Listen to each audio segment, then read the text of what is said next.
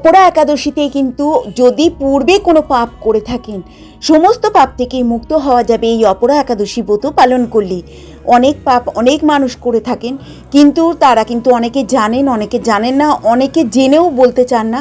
তো এই অপরা একাদশীর ব্রত পালন করে নিষ্ঠার সঙ্গে সেই পাপ লুপ্ত হয়ে যাবে।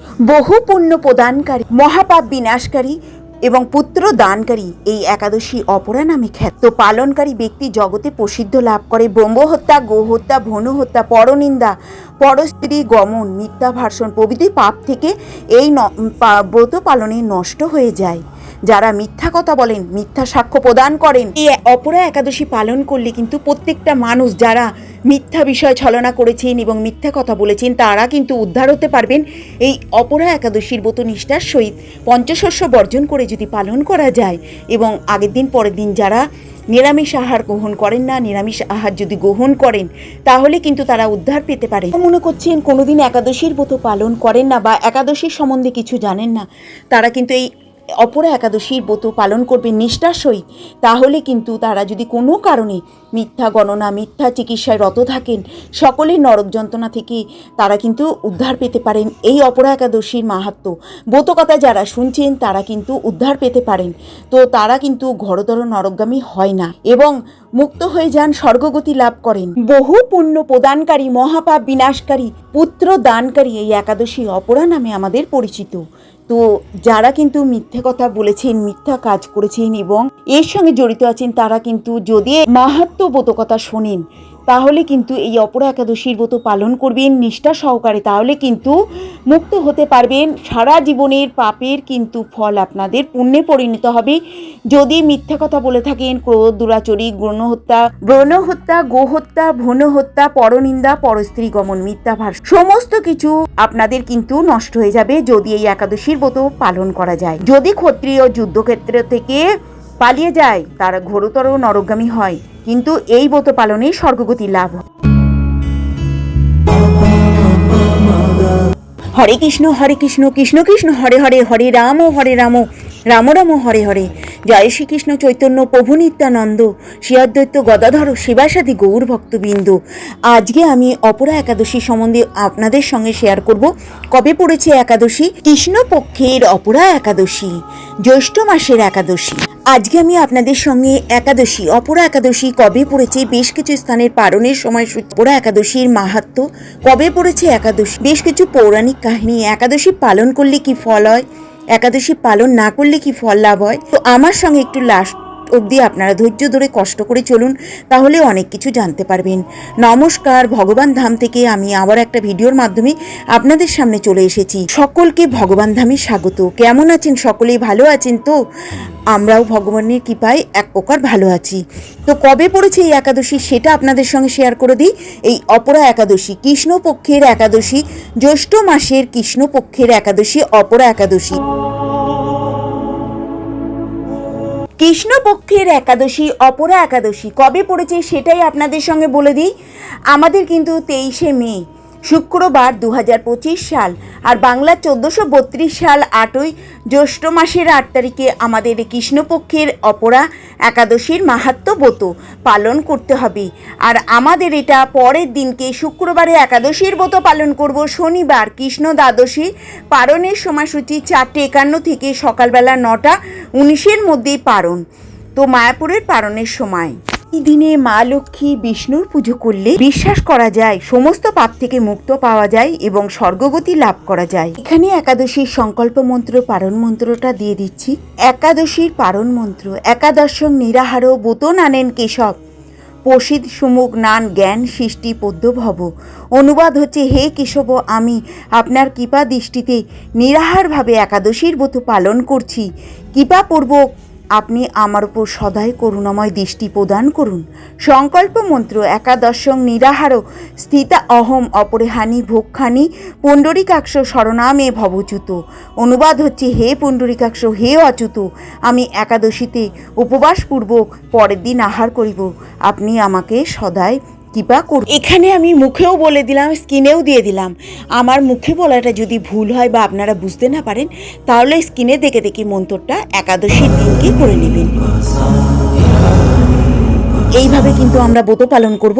এবার আমরা বলে দিই একাদশীর আগের দিন, পরের দিন, দিনের দিন কিভাবে আমরা ব্রত পালন করব এবং খাদ্য তালিকায় আমরা কি কি খাবার নেব।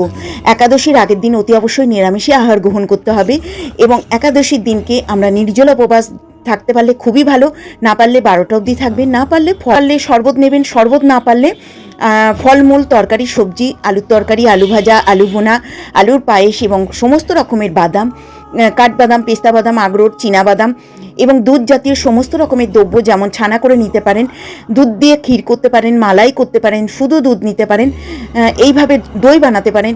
তো দুধ দিয়ে এইভাবে আপনারা খাদ্য তালিকায় রাখতে পারেন এবং সরিষার তেল অতি অবশ্যই বর্জনীয়। এখানে কিন্তু আপনারা গাওয়া ঘি, সূর্যমুখী তেল বা গাওয়া ঘি দিয়েই অতি অবশ্যই রান্নাটা করবেন। তো এইভাবে আপনারা খাবারটা নিতে পারেন। সমস্ত রকমের ফল নিতে পারেন, যত রকমের ফল আছে ফলের শরবত নিতে পারেন। তো এইভাবে আর ওই দিন অতি অবশ্যই আপনারা কি করবেন, ভগবানকে পঞ্চাভিষেক করতে পারেন। দুধ, দই, ঘি, শক্কর, মধু দিয়ে পঞ্চাভিষেক করলেন, তার মধ্যে অগ্রুপ দিলেন, গোলাপ জল দিলেন, গোচনা দিয়ে ভগবানকে অতি অবশ্যই অভিষেক করবেন এবং ফল দিয়ে পঞ্চাভিষেক করতে পারেন। 5 রকম, 7 রকম, 10 রকম, 9 রকম ফল দিয়ে, ফলের রস দিয়ে আপনারা সেটা কিন্তু ভগবানের উদ্দেশ্যে পঞ্চাভিষেক করতে পারেন। এটা প্রত্যেকটা একাদশীর দিনেই আপনারা করতে পারেন। সারা বছর করতে পারলে খুবই ভালো, না পারলে একাদশীর দিনগুলোতে আপনারা পঞ্চাভিষেক করবেন এবং ভগবানকে দেবেন ফল। সেই ফল প্রসাদরূপে আপনারা গ্রহণ করবেন একাদশীর দিনকে। ভগবানকে আলু তরকারি, আলু ভাজা এবং নারকলের নাড়ু দিতে পারেন। তো এইভাবে আপনারা কিন্তু একাদশীটা পালন করবেন। তো ভগবানকেও ফল দেবেন, সেই ফল ভগবানের সেবা হয়ে গেলে নিজেরা গ্রহণ করবেন। তুলসী পত্র অতি অবশ্যই ভগবানের সেবায় দেবেন। তো শরবত সমস্ত রকমের করবেন। আখের গুড়ের শরবত আপনারা নিজেরা নিতে পারেন, আখের রসও নিতে পারেন। তো এইভাবে আপনারা খাদ্য তালিকায় রাখবেন। আলু এবং কাঁচকলা, পেঁপে এইগুলো নিতে পারেন এবং কুমড়ো খাদ্য তালিকায় আপনারা রাখতে পারেন। সবজি করে এগুলো আপনারা নিতে পারেন। এবার বলি ভগবানের কাছে কিভাবে থাকবেন। ভগবানকে অতি অবশ্যই পঞ্চাভিষেক তো করছেনই, গীতা বই পাঠ করবেন এবং ভগবানকে পঞ্চপ্রদীপ, ঘিয়ের প্রদীপ দিয়ে আরতি করবেন। কর্পূরদানি দিয়ে ভগবানকে অতি অবশ্যই আরতি করবেন। তুলসী পাতা ভগবানের চরণে, সেই চরণে আপনারা চন্দন লাগিয়ে অর্পণ করবেন। সূর্যদেবকে প্রণাম করবেন, তুলসী গাছে জল দেবেন, তুলসী গাছ প্রদক্ষিণ করবেন এবং বাড়িতে তো করবেনই, যদি কাছে পিঠে মন্দির থাকে সেখানে গিয়ে আরতি দেখে আসবেন, গীতা পাঠ শুনে আসবেন। এবং আপনারা এখন চন্দনযাত্রা চলছে আমাদের মহোৎসব, এবং কাছে পিঠে কোনো ইস্কন মন্দির থাকলে সেখানে গিয়ে নৌবিহার দেখে আসবেন এবং চন্দনযাত্রা মহোৎসব পালন করে আসবেন। একদিন অন্তত যাবেন এই চন্দনযাত্রা চলাকালীন। তো এইভাবে আপনারা বাড়িতে গীতা বই অতি অবশ্যই পাঠ করবেন একাদশীর আগের দিন, দিনের দিন, পরের দিন। সারা বছর করতে পারলে খুবই ভালো, না পারলে আপনারা এই 3 দিন অতি অবশ্যই গীতা বই পাঠ করবেন। অধিক হরিনাম জপ করবেন, ভগবানকে তুলসীপত্র দেবেন, ভগবানের তুলসী গাছের মালা করে দেবেন এবং ভগবানকে যেসব তুলসী গাছের কাঠগুলো শুকিয়ে গেছে সেগুলো অনেক বেশি থাকলে জলে দেবেন, না হলে অল্প হলে তুলোয় জড়িয়ে সেগুলো ঘিয়ে চুবিয়ে ভগবানের সেবা করবেন। কিভাবে সেটা এবার আগুন দিয়ে ভগবানকে আরতি করবেন। ভগবানের চরণে 4 বার, নাভিপৃষ্ঠে 2 বার, মুখমণ্ডলে 3 বার, সারা অঙ্গে 7 বার ভগবানকে এইভাবে আরতি করবেন, সেবা করবেন এবং সারা বছর করতে পারলে খুবই ভালো, না পারলে আমরা তো কার্তিক মাসে দীপদান করি, তখন এটা করা যায় এবং করতেও হয়। এটা যদি আপনারা সারা বছর যদি করতে পারেন খুবই ভালো, না পারলে একাদশীর দিন, আগের দিন, পরের দিন এইভাবে ভগবানকে সেবা করবেন। গীতা বই অতি অবশ্যই পাঠ করবেন, ভগবানের টাচে থাকবেন, অধিক হরিনাম জপ করবেন। এই কটা দিন আপনারা এই 3 দিন অতি অবশ্যই ভগবানকে সেবা করবেন এইভাবে।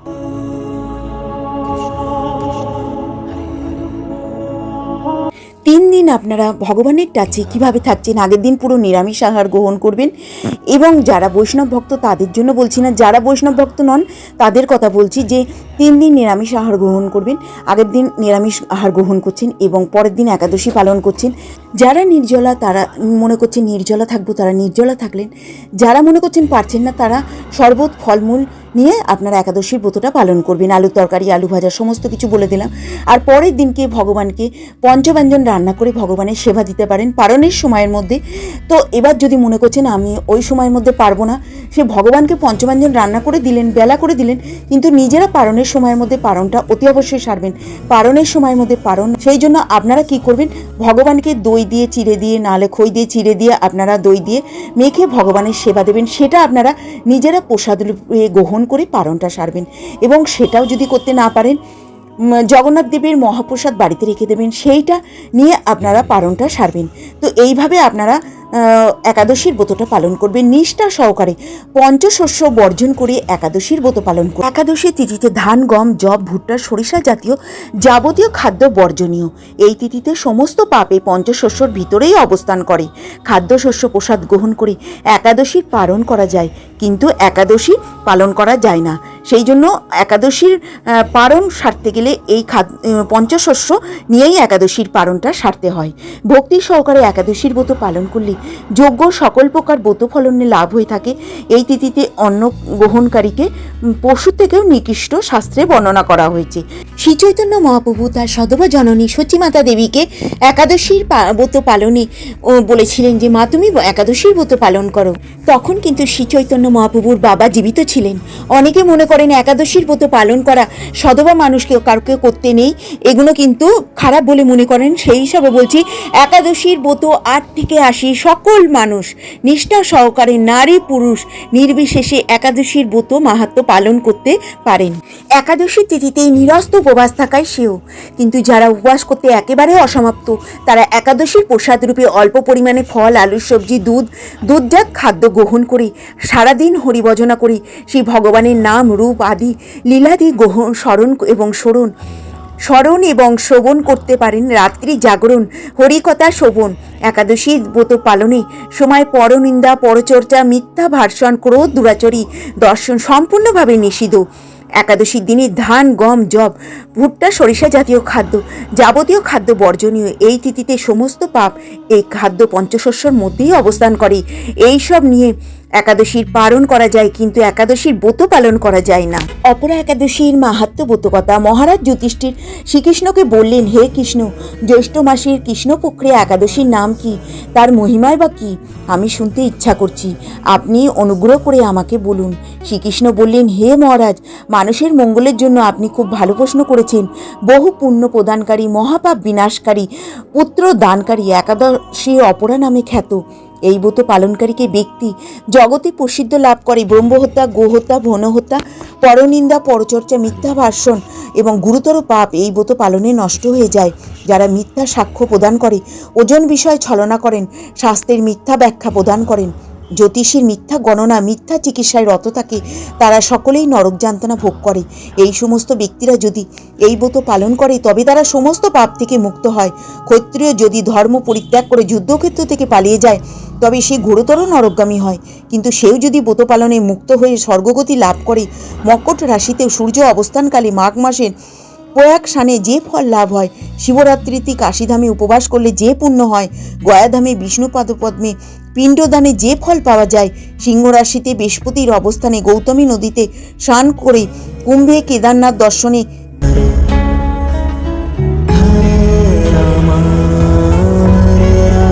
বদরিকা আশ্রম তারা বদ্রীনারায়ণ সেবায়, সূর্যগ্রহণে, কুরুক্ষেত্রের স্থানে, হাতি ঘোড়া স্বর্ণদানে, দক্ষিণা যজ্ঞে সম্পাদন করলে যে ফল হয়, এই ব্রত পালন করলে অনায়াসে এই সকল ফল লাভ হয়ে থাকে। এই অপরা ব্রত পাপরূপ বৃক্ষের কুঠার স্বরূপ, পাপরূপ কাঠের দাবাগির মতন, পাপরূপ অন্ধকারে সূর্য সদৃশ্য এবং পাপ হস্তির সিংহস্বরূপ। এই ব্রত পালন না করে যে ব্যক্তি জীবন ধারণ করে, জলে বুদবুদের মতন তাদের জন্ম, মৃত্যু কেবল সার। অপরা একাদশীতে উপবাস করে বিষ্ণু পূজা করলে সর্বপাপ মুক্ত হয়ে বিষ্ণুলোকে গতি হয়। এই ব্রতকথা পাঠ ও শ্রবণ করলে সহস্র গোদানের ফল লাভ হয়। ব্রহ্মা বৈবর্ত পুরাণে এই ব্রত মাহাত্ম্য বর্ণনা করা হয়েছে। হরি বল, হরি বল, হরি বল। হরে কৃষ্ণ, কৃষ্ণ কৃষ্ণ, হরে হরে, হরে রাম, রাম রাম, হরে হরে। তাহলে আজকে অপরা একাদশীর মাহাত্ম্য ব্রত কথাটা বললাম। এই ব্রত পালন করলে কি ফল লাভ হয় সেটা আপনারা বুঝতে পারলেন। জীবন ধারণ করে জলে বুদবুদের মতন জন্ম মৃত্যু কেবলই সার হয়ে যায়। এই অপরা একাদশীর উপবাসে বিষ্ণু পূজা করলে সর্বপাপ থেকে মুক্ত হয় আর বিষ্ণু লোকে গতি হয়। আর এই ব্রত পাঠ ও শ্রবণ করলে সহস্র গোদানের ফল লাভ হয়। এটা কিন্তু আমাদের বৈবর্ত পুরাণে লেখা রয়েছে। অপরা একাদশীর মাহাত্ম্য কথাটা বললাম। এবার বেশ কিছু স্থানের পালনের সময়সূচি আমি মায়াপুরের পালনের সময়সূচি 57 থেকে 9টা 1, ইম্ফলের টাইম 4টে 33 থেকে 8টা 58। গুয়াহাটির সময়সূচি আমরা 8 তারিখে একাদশীর ব্রত পালন করব, সেই জন্য 9 তারিখে 9 মে আমরা পালন সারব। আর পালনের সময়ের মধ্যে আমরা পালনটা সারবো। সেই জন্য এবার গুয়াহাটির সময়সূচি 4:40 থেকে 9:06, কলকাতার পালনের সময়সূচি 4:59 থেকে 9:21, ভুবনেশ্বরের সময়সূচি 5:12 থেকে 9:33, পাটনার সময়সূচি 5:07 থেকে 9:33, কাঠমান্ডুর পালনের সময়সূচি 5:18 থেকে 9:46, চেন্নাইয়ের সময়সূচি 5:45 থেকে 9:58, নাগপুরের পালনের সময়সূচি 5:38 থেকে 9:59, বৃন্দাবনের পালনের সময়সূচি 5:34 থেকে 10:01, দিল্লির সময়সূচি 5:34 থেকে 10:03, হায়দ্রাবাদের সময়সূচি 5:46 থেকে 10:03, ত্রিবাদ্দমের পালনের সময়সূচি 6:04 থেকে 10:14, বম্বের সময়সূচি 5:52 থেকে 10:03, ব্যাঙ্গালোরের সময়সূচি পালনের সময়সূচি 5:55 থেকে 10:09 মধ্যে। মুম্বাইয়ের পালনের সময়সূচি আমরা 8 তারিখে একাদশীর ব্রত পালন করব, 9 তারিখে পালন সারব 6:06 থেকে 10:25, আহমেদাবাদের পালনের সময়সূচি 6:01 থেকে 10:24, উদয়পুরের পালনের সময়সূচি 5:34 থেকে 10:09 মধ্যে। তো একাদশীর দিনকে আমরা পালন করব একাদশীর ব্রত, আর পরের দিন আমরা পালন সারব সময়ের মধ্যে, তবে একাদশীর পূর্ণ ফল পাওয়া যাবে। তো আমরা কিন্তু পালনের সময়ের মধ্যে পালনটা সারব, না হলে কোনো পূর্ণ ফল লাভ হয় না। তো আমি এখানে বেশ কিছু স্থানের পালনের সময়সূচি একই সঙ্গে বলে দিলাম। একাদশীর ব্রত পালন অনেক কঠিন, অনেক আমরা করতে পারবো না, সেরমভাবে নিজেরা নেবেন না। একাদশীর ব্রত পালন খুবই সহজ। যেমন আমাদের ভক্তের মধ্যে শিব শ্রেষ্ঠ, নদীর মধ্যে গঙ্গা শ্রেষ্ঠ, ব্রতের মধ্যে একাদশীর ব্রত সর্বোত্তম, সর্বশ্রেষ্ঠ। সমস্ত পুজো আচ্ছারা আপনারা করছেন ঠিক আছে, একাদশীর ব্রত নিষ্ঠা সহকারে পালন করলেও সব পুজোর মধ্যে সর্বশ্রেষ্ঠ ব্রত। তো আপনারা একাদশীর ব্রতটা নিষ্ঠা সহকারে পালন করবেন। হরে কৃষ্ণ। এবার আমি বলবো একাদশীর ব্রত পালন না করলে কি ফল লাভ হয় এবং পালন করলে কত কিছু ফল লাভ হয়। তুলসী গাছের কিছু মাহাত্ম্য এখানে আপনাদের সঙ্গে দেব, তো আপনারা আমার সঙ্গে চলুন লাস্ট অবধি। একাদশীর তিথি সকল অভীষ্ট প্রদানকারী এই ব্রত পালন করার ফলে সমস্ত পাপ বিনষ্ট হয়, সর্বসৌভাগ্যের উদার হয়। সর্বোপরি তা ভগবান শ্রীকৃষ্ণের প্রীতিবিধান করে এবং তার পাদপদ্মে শুদ্ধ ভক্তি লাভ করতে সহায়তা করে। শাস্ত্রের কথা বলা হয়েছে, তার মধ্যে একাদশীর ব্রত অন্যতম প্রধান অঙ্গ। সমস্ত ব্রতের মধ্যে শ্রেষ্ঠ, তাই নারী পুরুষ জাতি ধর্ম নির্বিশেষে সকলের এই ব্রত একাদশীর ব্রত পালন করা কর্তব্য। একাদশীর ব্রত পালনের অন্য শাস্ত্রে নির্ধারিত বিবিধ বিধিনিষেধ আছে। এই সমস্ত বিধিনিষেধ অনুকূলে একাদশীর ব্রত পালন করলে ভগবান ধামে ফিরে যাওয়া যায়, তার বহু দৃষ্টান্ত শাস্ত্রে প্রদান করা হয়েছে। শাস্ত্রে উল্লেখিত এই সমস্ত দিব্য ঐতিহাসিক কাহিনী, একাদশীর ব্রতের মহিমা, নিয়মাবলী সম্বলিত এই একাদশীর মাহাত্ম্য এবং ভক্তি জীবনের পরম সম্পদ, যেটি পাঠ করার ফলে পারমাত্মিক উন্নতি লাভের একমাত্র অনায়াসে ভগবান ধামে ফিরে যাওয়া যায়। স্বয়ং ভগবান শ্রীকৃষ্ণ যুধিষ্ঠির মহারাজের কাছে এই একাদশীর মাহাত্ম্য বর্ণনা করেছেন। সমস্ত একাদশীর ব্রত পালনে লাভ হয়ে থাকে মেরু পর্বত তুল্য পাপরাশি। একাদশীর প্রভাবে বিনষ্ট হয় এই ব্রতের সকল তীর্থ, তপস্যার ফল পাওয়া যায়। পূর্বপুরুষদের কল্যাণ সাধনেও শিহরির পিস্তি সাধনে পবিত্র একাদশী সমান ব্রত জগতে আর নেই। এই ব্রত পালন করলে আপনাদের পূর্বপুরুষদের যদি কোনো পাপের সাজা ভোগ করে নরকে পতিত হয়ে থাকেন, একাদশীর ব্রত পালনে তারা কিন্তু নরক থেকে উদ্ধার হয়ে স্বর্গগতি লাভ করেন, ভগবানের শ্রীচরণে পাদপদ্মে ঠাঁই পেতে পারে। তো আপনারা নিষ্ঠা সহকারে একাদশীর ব্রত অতি অবশ্যই পাঠ ও শ্রবণ করুন। শ্রীকৃষ্ণকে ভুলে জীব অনন্তে কাল ধরে জরা প্রকৃতি একাদশীকে উপেক্ষা করে তীর্থ শান আদি অন্য ব্রত পালনকারী গাছের গোড়া কেটে পাতায় জল দেওয়ার মতন অবস্থা। মুক্ত দায়নি, পাপ হারেনি একাদশী বাজপেয় যজ্ঞ থেকেও বেশি ফল দান করে। এই তিথিতে ভক্তি সহকারে ভগবান বামন দেবের পূজা করেন। তিনি স্ত্রীলোকে পূজিত হন। পদ্মফুলে পদ্মলোচন শ্রী বিষ্ণুর অর্চনকারী বিষ্ণুলোক প্রাপ্ত হন। ভগবান তুলসী গাছের বা তুলসী পাতার স্পর্শ করলে এবং তুলসী পাতার কিছু মাহাত্ম্য তুলসী গাছের। তো চলুন, সাগর অরণ্য যুক্ত পৃথিবীদানের ফল, দুধবতী গাবিদানের ফল অনায়াসে এই ব্রত পালনে লাভ হয়। যারা পাপপুণ্য সাগরে নির্মগ্ন, ব্রত তাদের উদ্ধারের একমাত্র সহজ উপায়।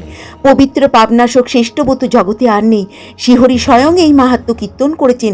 রাত্রে জাগরণ যারা এই ব্রত পালন করেন তারা কখনো দুঃখ কষ্ট দুর্দশা হন না, ব্রত পালন করিকে নির্মজনী প্রাপ্ত হন না। কেশবপ্রিয়া তুলসী পাত্রে যিনি শ্রীহরির পুজো করেন, পদ্মপাতায় জলের মতন তিনি পাপের নির্লুপ্ত থাকেন। তুলসীপত্র দিয়ে বিষ্ণু পূজা ভগবানের যেমন সন্তুষ্ট হন, মণি মুক্তাদি দিয়ে মূল্যবান রত্নর মাধ্যমে তেমন প্রীত হন না। যিনি কেশবকে তুলসী মঞ্জুরি দিয়ে পুজো করেন তার জন্মজন্মিত পাপ ক্ষয় হয়। এই প্রসঙ্গে ব্রহ্মা বললেন, হে নারদ, যিনি তুলসীকে প্রত্যহ দর্শন করেন তার সকল পাপরাশি বিদরিত হয়ে যায়। যিনি তাকে স্পর্শ করেন তার পাপমলিন দেহ পবিত্র হয়। তাকে প্রণাম করলে সমস্ত রোগ দূর হয়। তাকে জল সিঞ্চল করলে যমও তার কাছে আসতে ভয় পায়। শ্রীহরি তুলসী অর্পিত হলে শ্রী ভগবতী লাভ হয়। হে কৃষ্ণ ভক্তি প্রদায়িনী, তোমায় প্রণাম।